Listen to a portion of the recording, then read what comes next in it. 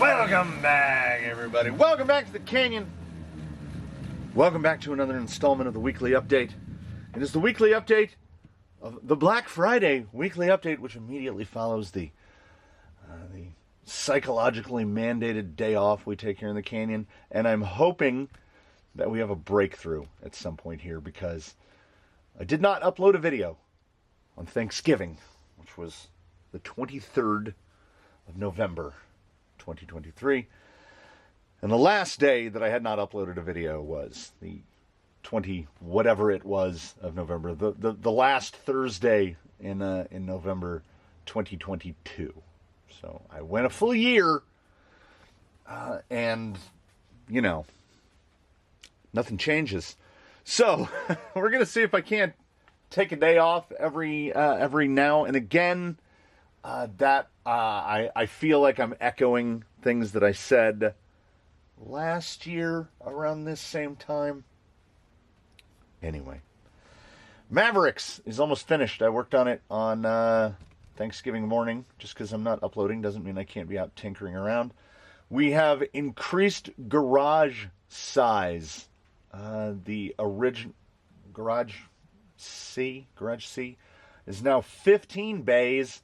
It's imperfect because I didn't, the little piece of very warped plywood that garage D was made out of, the one with all the Truggy boys in it, the piece I had left over was not big enough to match what was already there, but the bench was starting to fill again, and I was starting to put regular rigs in Visitor Garage. And Visitor Garage is for visiting rigs. So let's move on to that. A visitor that is going to be going through a bit of a canyon go-through and spa treatment. This is Woody, owned Miata Commuter. Dropped this off. The owner of the rig that ran Bridge and Tunnel quite recently, the little white Mojave / Marlin / I can't remember what it was underneath. They posted it in a comment. You can find that comment. You can see him. Look, there's Woody in there. There's Woody back there. Woody is a whole bunch of things. That body is very heavy. Everything about Woody is very heavy. I've had the opportunity to wheel Woody a little bit, and there's just something very peculiar. I don't know what it is. There's stuff in here that you would not anticipate when you take that full hard body off. I don't think anybody is going, oh yeah, I'm going to see a rhino and a fox belly and it's the Rhino Crawler 2340 kV, the S12, not the newer S20, the S12. I drove, so set up for 4S. This is a 4S guy. Flash Hobby, 60 kg up front. It's pretty pokey on 3S, I must say. I really want to go through this thing because there's something about the handling of it that's just weird. Like you get to a point of traction and then it's just gone. It's really unusual compared to what I'm used to. Usually, there's a curve of the traction. This goes up and then just falls straight off. All of a sudden, there's no traction. So we're going to look at all the things. We're going to do a little spa day for it. It'll go on the scales before and after. I'll clean up anything that by my own personal whatever standards need cleaned up. Like there's some little cut shims here to adapt the sides to this. I'm assuming AliExpress or Amazon chassis. We can clean that up a little. Maybe incorporate this. That I'm just seeing now. I don't know if the camera shows up how bent that is. This piece is quite bent. This guy is like heavy. He's very heavy, and we're gonna see what we can do. This might be one of those issues where maybe too much brass. Maybe. I know there's that sprung versus unsprung, and this body has got to be 2+ pounds. I'm thinking 2.5, maybe closer to 3. This is not a light boy at all, but we can do some things. So that will be a couple episode installment. We'll see where that comes up. They have the cleverest body mount in the back. these little pins just go through holes that have been drilled in the bumper. So it's just go in like that. It's pretty great. The front admittedly needs a little work. There's some little guide posts. Like, see, that just drops on. But nothing really, it's just magnets in the front, and I don't think magnets are up to the task. So we're going to get, oh, he's so heavy. So we are going to get to that at some point in the next week, or moving into the beginnings of December. We don't know which. It Came from the Workbench 26 is going to get started. I've said it, and now I'm committing. We will be starting the Bronco, the hard body Bronco build. It's going to be kind of a hard body thing going. The Phoenix, the Falcon Phoenix is still going to be a hard body, but Ally Express via electronic devices, I'm pointing at one right up over here, they keep hearing me say hard body, so they keep saying, oh, come and check out these things. There's a truck, there's a D110 truck, with the bed, hard body. There's the killer body LC70. I'm still looking at that RC four-wheel drive Blazer. It's becoming options overload, so I think it's going to come down to a financial view where I'm going to price up what it's going to cost for all the pieces to do one versus the other, and whoever's the lowest, whoever comes in the cheapest and the least amount of work is the one that's going to win. I would prefer not to change the wheelbase if I don't have to. If I have to, that's fine. Anyway, some people have sent in some things. We'll be reviewing them shortly. I am going to wait. I am going to see if I can figure out how to program a servo. Someone sent me in a servo programmer. There was no note inside saying who it was from. I have a suspicion. It might be the same person that sent in this killer hand. I'm going to figure that out, and then I'm going to try to walk you guys through it to the best of my ability. I tried to walk through the programming of AM32s, and I don't know how well I did at that. Someone else has also sent in, Flash Hobby has now got an offering in the micro category. Flash Hobby, much like how Enjora is stepping up their products, Flash Hobby is really stepping up like their packaging. Like this is, and it goes beyond the packaging. So this is what you would use, hopefully, dig, 2-speed, stuff like that. It's a tiny little light thing. You might notice there's a little bit of similarity between AGFRC A20 CLS, Reefs 99, etc. But if you look closely, you will notice this usually has a cutout, and you can see the sides of the motor. There is a good angle. This has got a bump. And I think that bump is because what they did is they shoved a bigger motor in here. Because this thing is claiming 11 kg. Now, I have not, nor do I think that I am in the business of hooking these things up to a torque machine, which we've got, it lives right about under here, like straight down from there, in sub-basement 1. Because 11 kg, now, and also, I don't want to forget, they give you an aluminum horn. So this was sent in, as I said, this servo right now is about $35 on Amazon. Ordinarily, they're going to make you buy that aluminum horn separately, and it's anywhere from $10 to $15 for the horn, which is bonkers. And if you've been in the market for a Reefs 99, about $60. AGFRC A20 CLS is like $45, $47. This guy could be a potential game changer, especially as at 8.4 volts, they're claiming 152 ounces and 0.7. So coreless and fast and strong. 152 ounces out of that is a number. So I have spoken in the past about how dig is a luxury, and once you get comfortable using dig, you reach for the dig button on rigs that don't have dig. So if this servo lives up to its promises, oh boy, I will be fabricating a lot of little standoffs and retiring a series of JX 4409s, because we've got Yella's got one. Yella has an SDRC, what is it, RS100, the little one, basically this. And the speed that dig engages and disengages is It's the stuff. So it's not about the size. It's not about the weight savings. It's about the quickness. And sometimes we just want nice things. We don't necessarily need it. We can get away with a $15, $18 half height. But sometimes treat yourself. And we are going to set it up on a test, probably going into Zobazu, because I've been wanting to make a refined servo mount for micro. So we will do that for this guy because it's got a horn. Should be easy peasy to hook up. We'll go through that whole process. And I'll work on figuring out how to program. Oh, he's right here. We're going to program this guy, see if we can pull a little bit of speed out of him, because this is my first experience with the V2. And the V2 is as fast as this.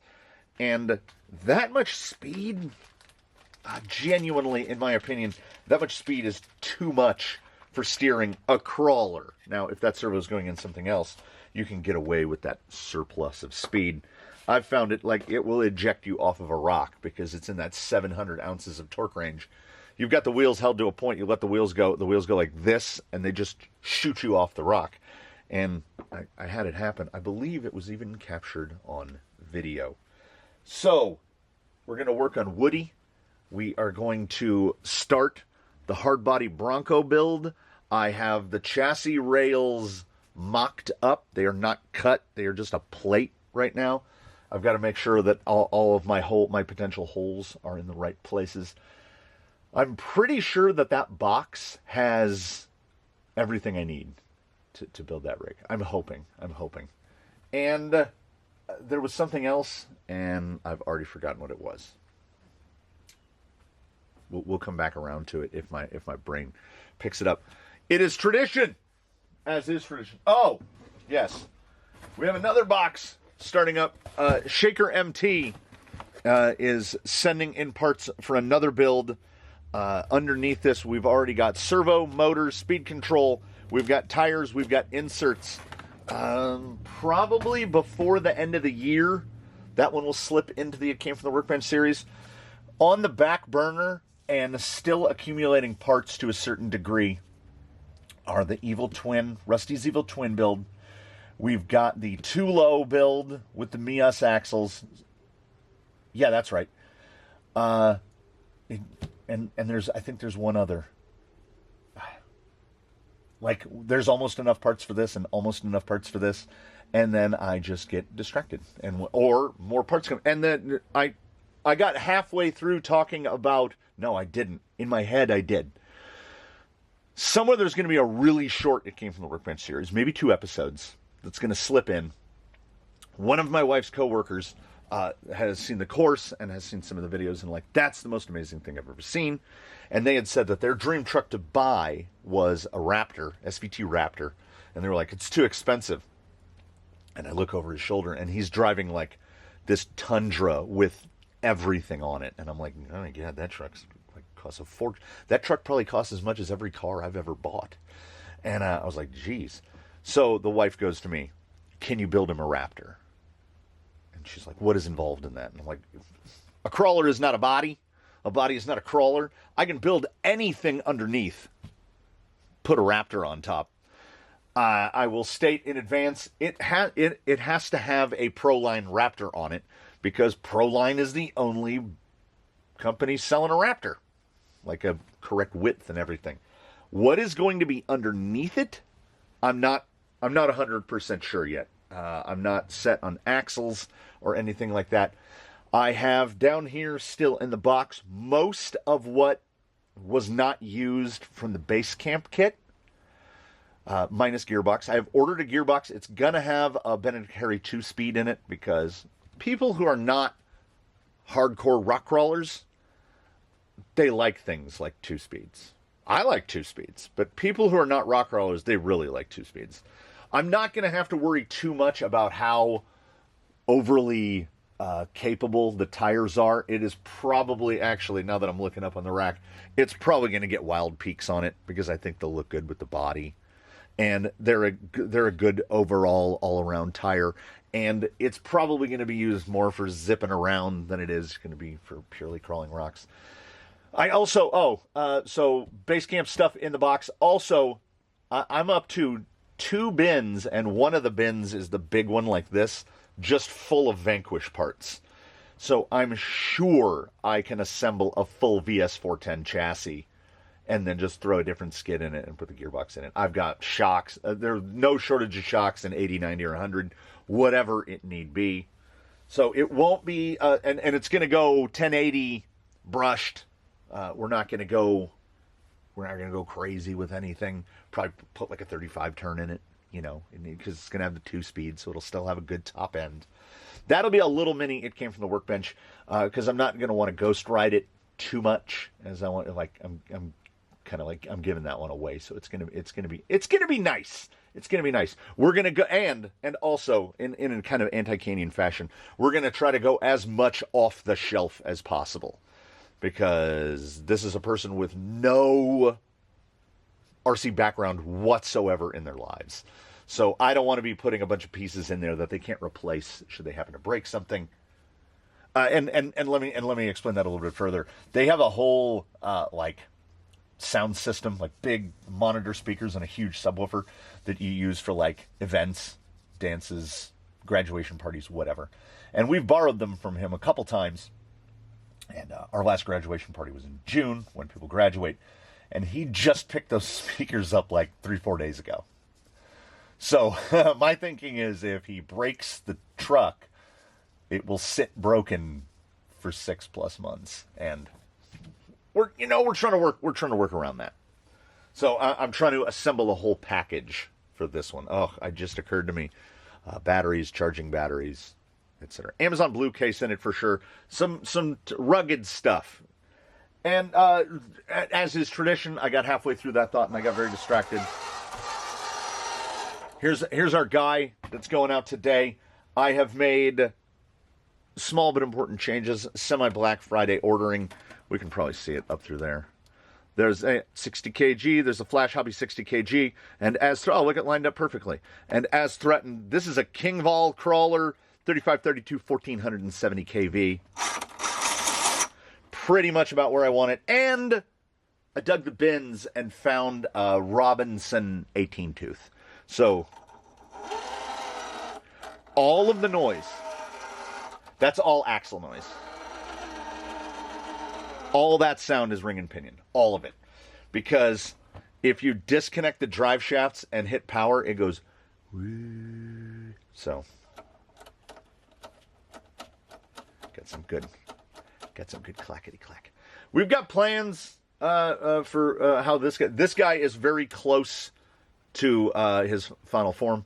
Needs some cleanup on the wiring and the mounting of the wiring. It's a shame that I can't get the front further down, but you can see that we are turn for me. It's too perfect. Like the clearance is right there. So we sacrifice vanity for performance. We're gonna wheel this guy around a little bit. I don't know where I'm going. I don't know what I'm doing. I've got other series that I need to start, and instead of like I said, I did a little coursework, but I basically just took a couple days off. And it was really nice. My brain is more addled than ever. I'm bouncing around from here to there and here to there. But this guy, he's looking pretty good. He's feeling pretty good. I've heard tell that someone is going to send me out some 3D printed inserts for this.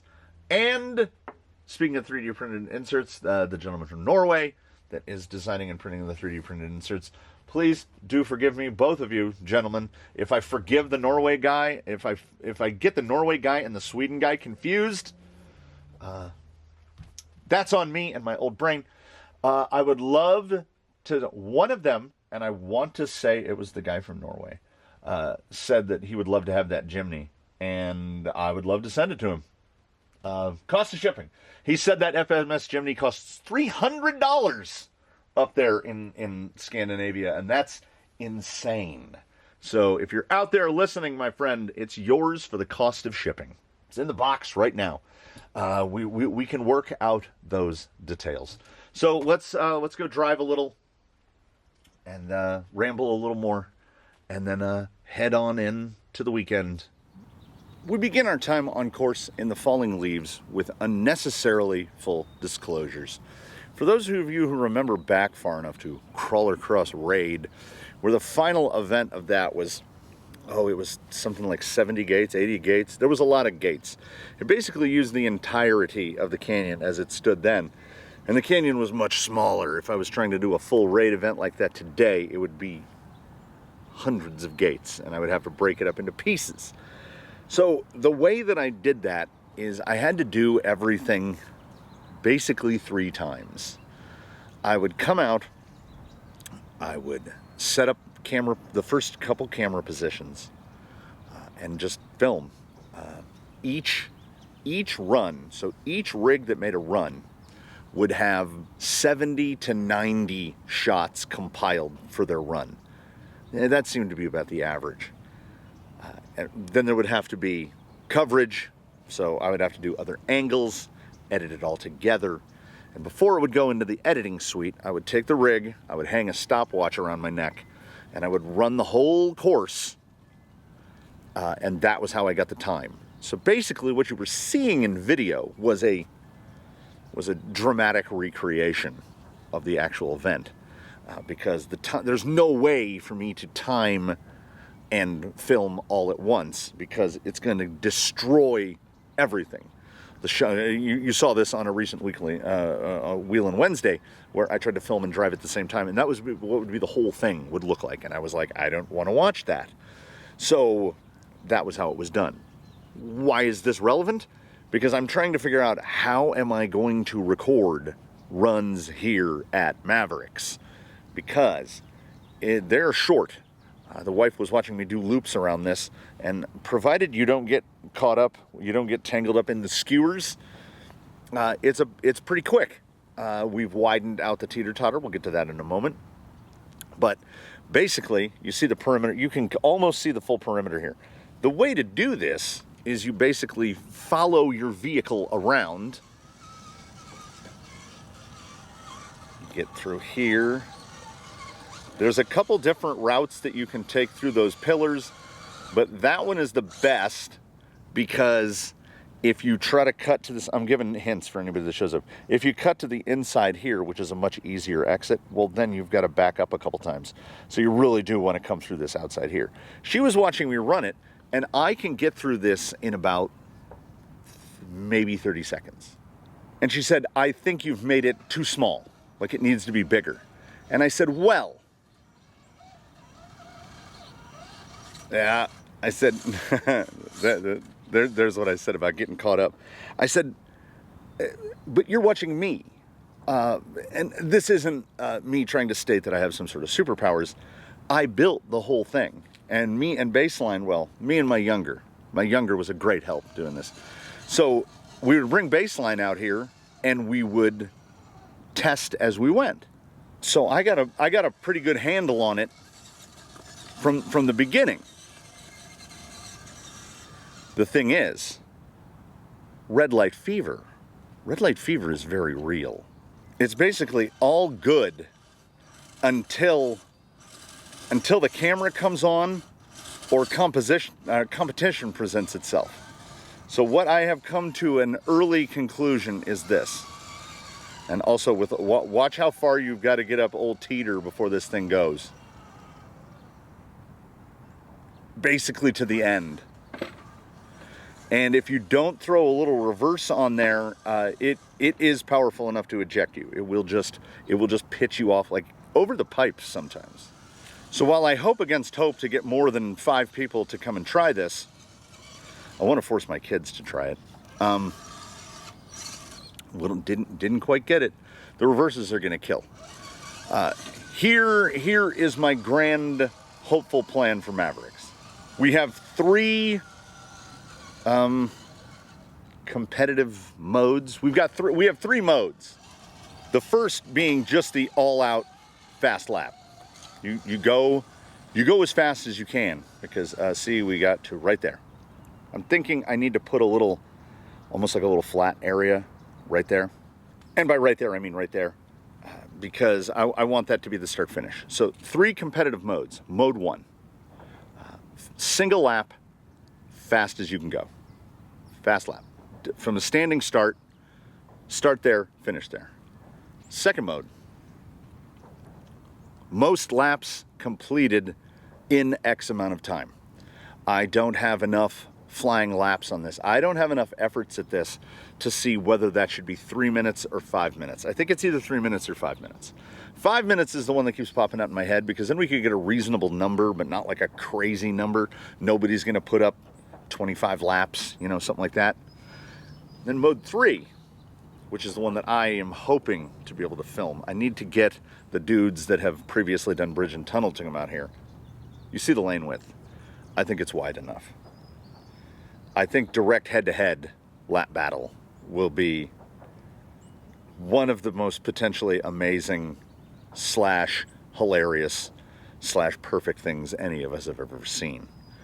So I have extremely high hopes of being able to get 2 people here at a time to do head-to-head battles at Mavericks. And as I had pointed out, I didn't point out today, this isn't done because that's just a ramp you drive down. We have to put something in there to make you regret your life choices. The corner right up here, I want to berm it more, like a much higher berm there. And then this point that you have to pivot around, I want to build that up so that it's impossible to cut inside of it. I'll have to use a little bit of concrete there. Here, there's currently nothing hard set here. We're just dirt fill everywhere. But I want some spots that it basically, there's a racing line, and I want to force you into that line. So I'm going to try a couple things here now. We're going to try, so Rattle Cat has the honor and or privilege and or curse of, he's going to set the first time. We're going to set the first time. I'm going to try it 2 ways. We're going to do this 2 ways. I'm going to stand right here, right behind this camera, which is not going to work particularly well.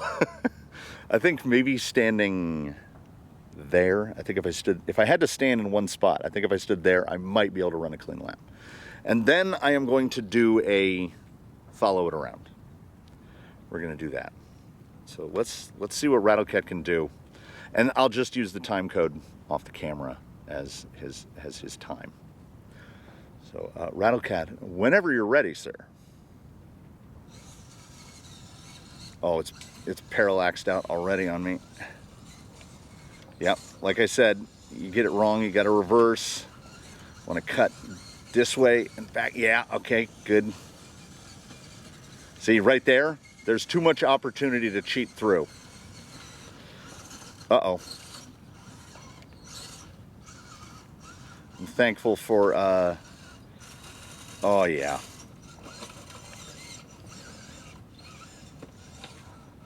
I am thankful for big reverse right now. I can't see him at all. I don't know how I'm doing this.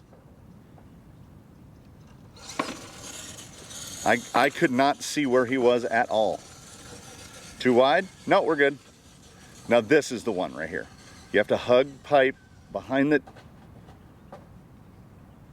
Yeah. He is on the... he's full turtled on the ground over there. I don't think it's possible. I think maybe with extreme luck, you could get all the way around. And it looked like he was looking at around... It might be close to a minute a lap. Which, that's kind of perfect. It's kind of perfect. Well, I don't know. I need to run with him. All right. We're going to start right there. Hopefully enough of it is in frame to make this remain interesting. I'll try to figure out the time code thing again. Yes. All right. So, enjoy the ASMR and the delightful silence of Rattle Cat taking his timed run where I can actually see things. I got to take my phone out of my pocket.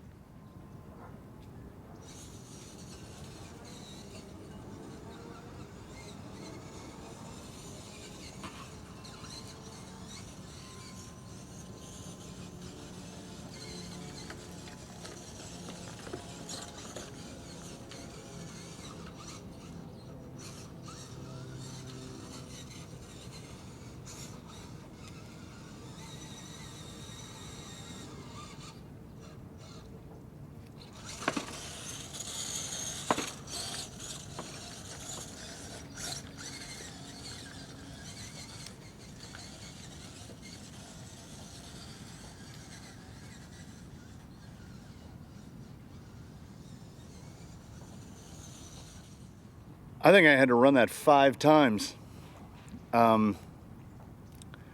Yeah, this thing, red light fever is 100% real. Every time I would get partway through a run and be like, oh, I got this. This little shark fin boy right here and his buddy right there. That vehicle got inextricably stuck twice. Like, can't forward, can't reverse. Got to 2-hand remove it out of the thing. I genuinely think head-to-head is going to be just the absolute best. This will ordinarily have mud in it. That is the mud pit. There will be, much like a Top Gear leaderboard. I should just make, okay. On the long-term fabrication list, I don't know about the short-term, we are going to have a lap time board out here. I'll just get some plywood. I'll paint it white. We'll make little tag. I'll put like nails in it, and we'll have tags that I can just like write names on and stick them on because I love that kind of stuff. This section right here, it's too easy. It needs something meaner. Hit me in the comments. Let me know what we should put there. You know what we should do? I'm looking around. Let's crawl a rock. So I'm pretty happy with this how this guy is doing. I have no idea what his time was. None. In the spirit of time dilation, you will find out. Like future me will find out. I have no way of knowing. I have no judgment of how fast or slow that was. But he's the first, so it doesn't have to be good, right? Can he? Can you? Nope.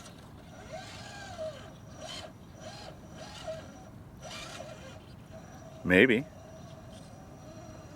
Oh yeah. We're not clear. We're not through it yet. But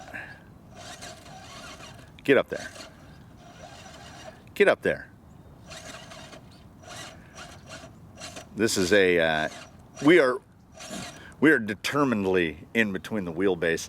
I don't know how I do these things. I'm just stacking rocks on top of each other and gluing them together. And we can so perfectly get it between the wheelbase. Oh, that was a good pivot. If it'll keep that front end down. I don't want to add weight to this. I really don't. I don't know how many options there are to remove weight. I've got some little scraps of carbon fiber. I can indeed potentially just fabricate a carbon fiber replacement motor plate because I think that motor plate is steel. It might be aluminum. If it's aluminum, we're going to drop a couple grams. If it's steel, we could drop like over an ounce. Yeah, so you can't get out of that. So I've got a couple more weight saving plans.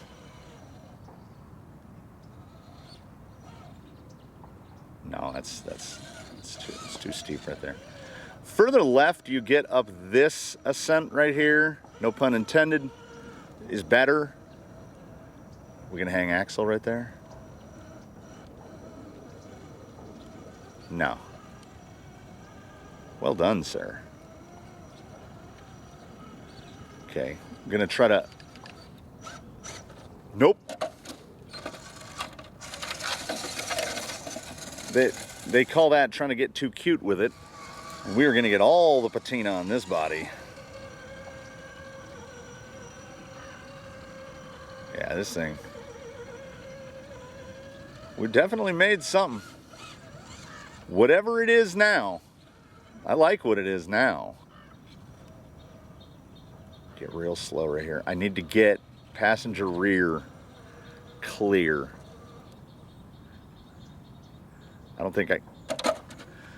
I almost said I don't think I could put any steering input in that and hold it. And I was right.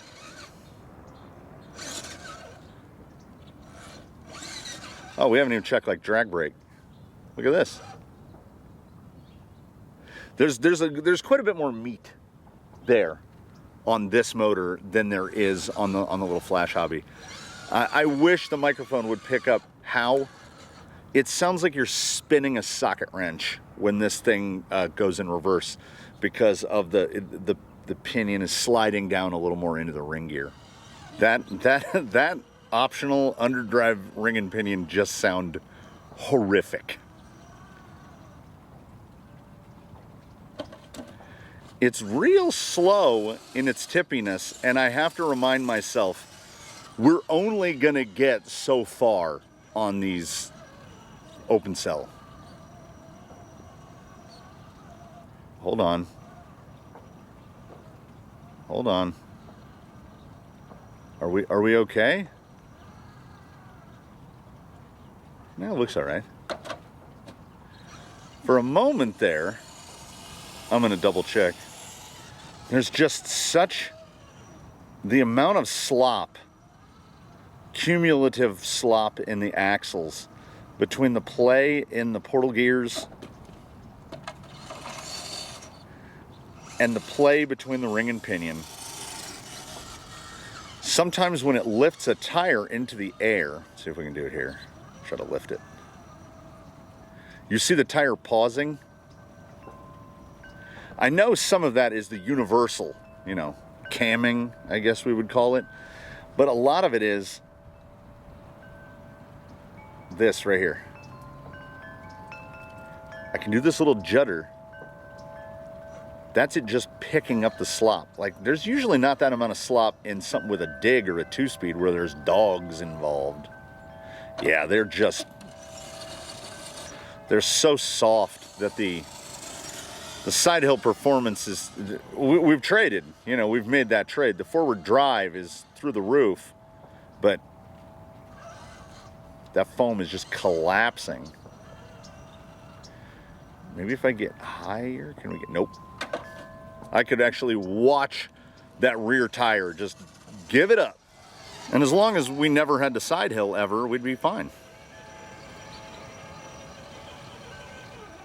Yeah, we definitely have forward drive into the realm of surplus.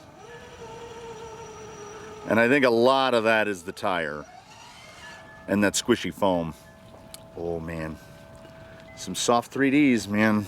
We'd be in a whole different place. These axles really do sound terrible. What's hanging? Oh, that's not bad. There we go. The temptation remains to just do the same thing that I've done here with that low buck Amazon gearbox replacing the transfer case, but just put a dig box in it and just do the same thing.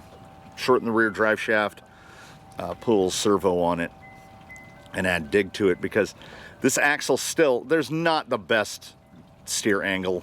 It's not awful. It's not as bad as some. It's better than Charisma axles, but at the same time, it's a little pushy. I think we could tame that push down if I just dig it every once in a while. And I'm willing to sacrifice some forward drive out of it because, you know, get some a little more predictability instead. It drives, this is a compliment when I say this. This thing drives great upside down. Meaning that when you never feel really mired. You get into a position and you can move your way out of it.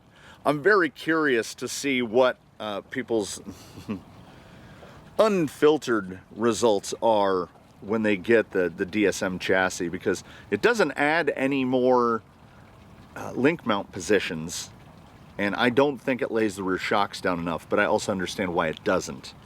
It has to maintain something very similar to the stock geometry, and I had to cut the cab mounts off of the sliders in order to fit more link mounts, because that body mounting position is not nearly as important to me as the ability to correct the geometry. Same for the front.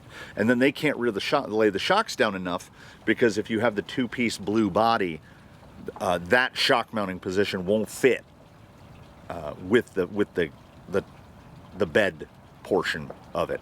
So I get it. Yeah, sacrifices have to be made one way or the other, and they want like a bolt-on solution, and basically nothing that I've done is a bolt-on solution because that was not one of my concerns. My concern was drivability, getting it to behave the way I wanted it to. I realize now we're all the way over here at Slick Rock, and I have forgotten my phone way back at Mavericks to do the thumbnail for this. So, it's been a long episode after a day off. I thank you so much for watching. Builds coming up, stuff coming up, things to do, places to be, people to wave at. So thank you for joining us here in the canyon. I do invite you to drop a like, subscribe if you have not. Consider a channel membership or picking up a t-shirt. Oh, and to anyone who's commented, I am trying to figure out the Cafe Press store better. I started that, end of September, so October, November. I still haven't seen a penny from Cafe Press. I don't know when or if they pay. So, who knows? I will figure out how to do more like design stuff on the back. As I had said before, and I will say again, if anybody has something that they would like on the back, I will figure out how to do that. Yeah, I think we covered it all. I will see you again very soon, whatever happens next. And I invite you one and all to do your very best in between now and the time when we meet again. And do have a good one, everybody. Farewell from the canyon. We'll see you again real soon.